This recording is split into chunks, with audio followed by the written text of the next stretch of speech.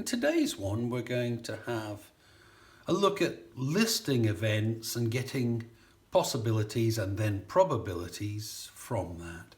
So if we have a look at this spinner here, you see there are three colours, blue, red and green. And if we spin it twice, it says list all the possibilities. Well, you should think of it in two ways. You know, there's the first attempt, so we could get a blue first, couldn't we? And then a red, yeah? Or we could have a blue first, then a green. Or we could do a blue and then get another blue, couldn't we? Yeah?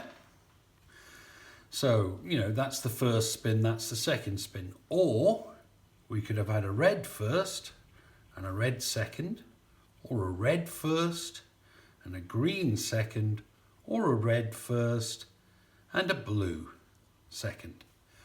Or we could have a green first and a red second, or a green first and a green second, or a green first and a blue second.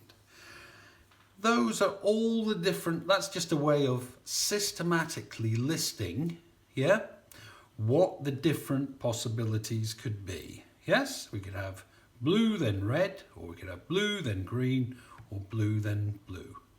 Okay, if you list them systematically like this, you're unlikely to miss any possibilities. So that would be all the different outcomes I could get from rolling this.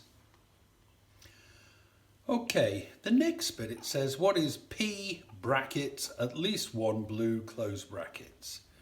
Well, that means what's the probability of getting at least one blue?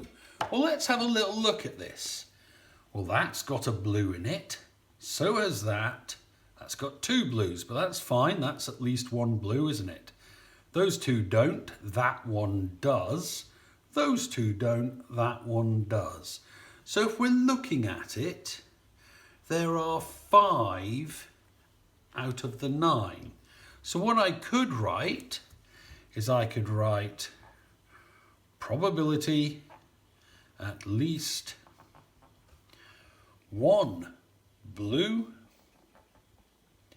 equals, and I could either write it like this, 5 in 9, because that's 5 in 9 of them all together. But normally, and how I would like you to write it, is we would normally write that as a fraction. And we would write that as 5 over 9. Well, that's the number of ways it can happen.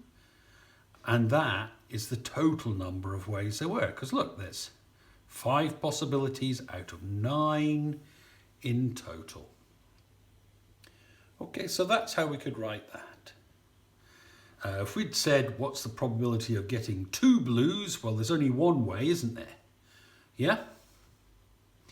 Okay, and that would be 1 in 9 or 1 over 9 as a fraction. Okay, if we look at the last thing, am I guaranteed to get a blue with 3 spins? You're never guaranteed. Later on, when you have a look at probability, we'll go into how you could work out what the probability is.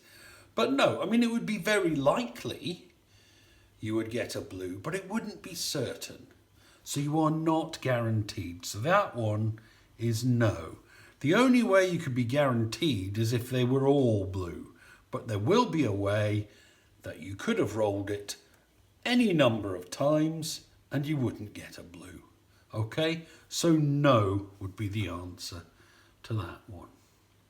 I don't mind whether you simplify these by looking to see if there's bits, and this one there isn't, that they divide by. I am quite happy with you writing it as a fraction just like that. Okay, you should now be able to do the exercise that goes with this video. Have a good day.